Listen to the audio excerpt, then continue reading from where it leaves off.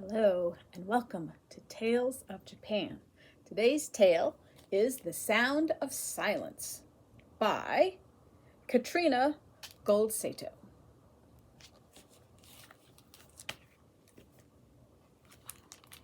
Little Yoshi wiggled with anticipation.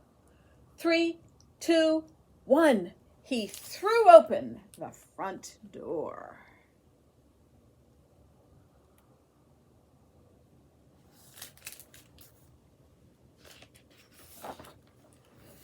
The sounds of the city swirled all around him. Tokyo was like a symphony hall.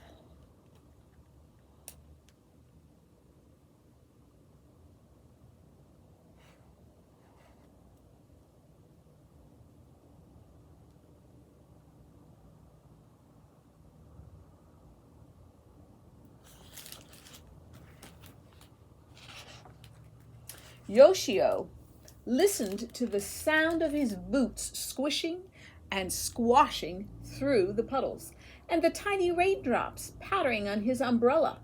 The sound of his giddy giggles made him giggle more.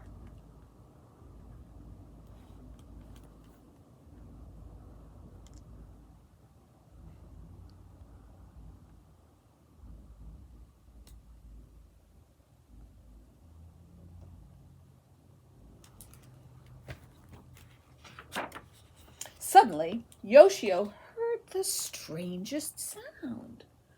High and then low, squeaky and vibrating. Amazing! It was a koto player, carefully tuning her instrument. Then the koto player played. The notes were twangy and twinkling. They tickled Yoshio's ears. When the song finished, Yoshio said, "Sensei, I love sounds, but I've never heard a sound like that." The koto player laughed, and it sounded like the metal bell that swayed in the wind in Mama's garden.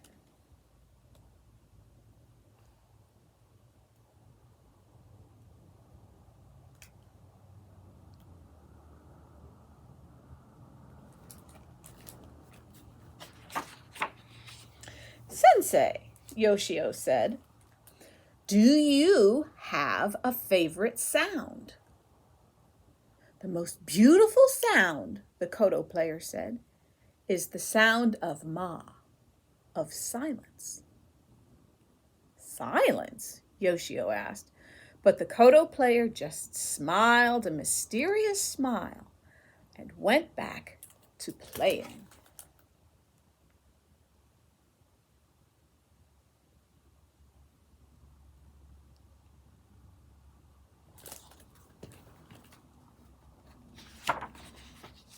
Yoshio bowed to the koto player and ran to school.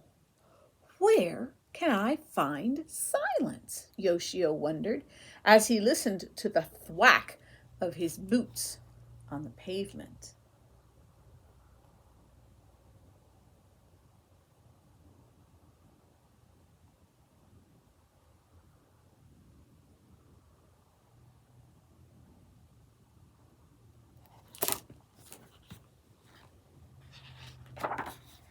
He listened for it through the school day.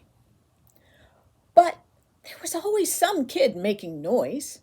At recess, the sun came out, and Yoshio went to the quietest place he knew, the bamboo grove at the edge of the playground.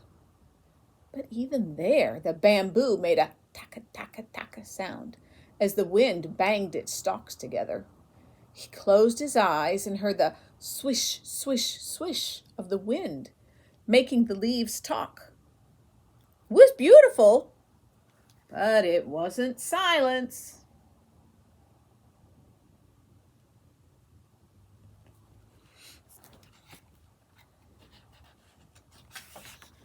Walking home from school, Yoshio listened hard. He could hear the horns of buses and the whoosh of bullet trains and the beep, beep, beep of the traffic lights, but no silence. Yoshio knew so many different sounds. loud and soft, sudden and soothing. But silence, where was silence?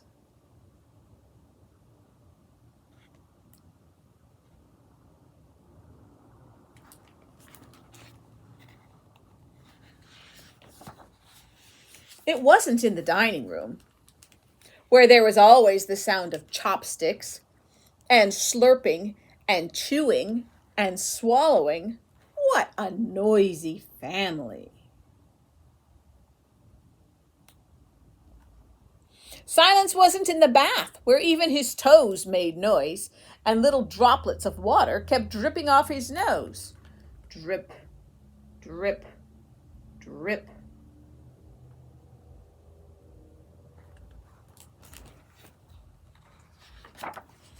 That night, Yoshio tried to stay up late to catch the silence while his family slept. But his eyes got heavy and then heavier, and soon the sound of a distant radio became part of his dreams.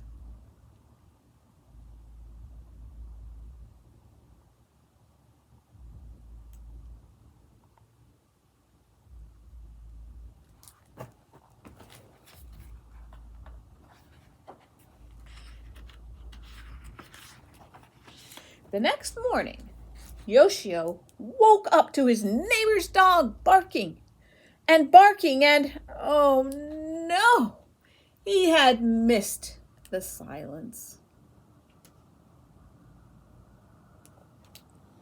Yoshio walked to school early. His sisters whizzed by on their way to the park, screeching Yoshio's name. Where was silence?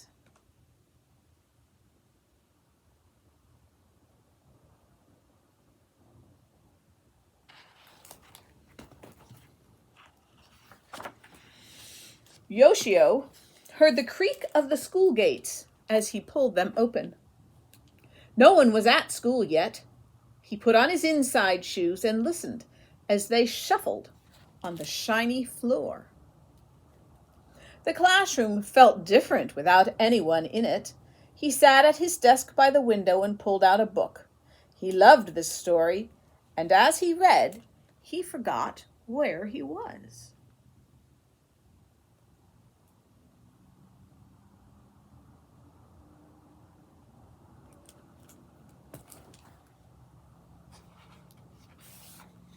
Suddenly, in the middle of a page, he heard it.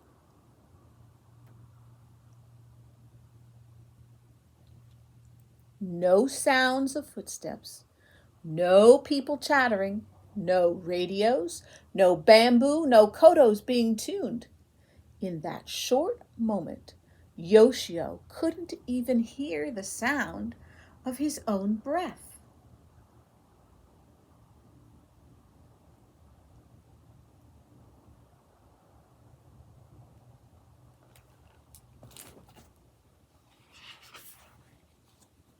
Everything felt still inside him, peaceful, like the garden after it snowed, like feather-stuffed futons drying in the sun.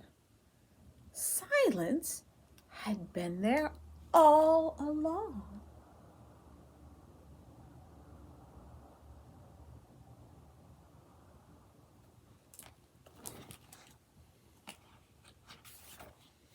It had been there between the thumps of his boots when he ran, when the wind stopped for just a moment in the bamboo grove, at the end of his family's meal, when everyone was happy and full, after the water finished draining from his bath, before the koto player's music began, and hovering in the air right after it ended. It was between and underneath every sound, and it had been there all along.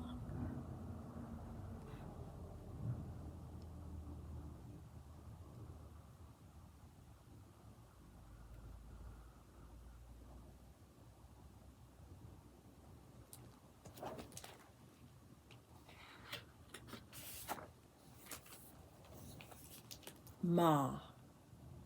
Silence.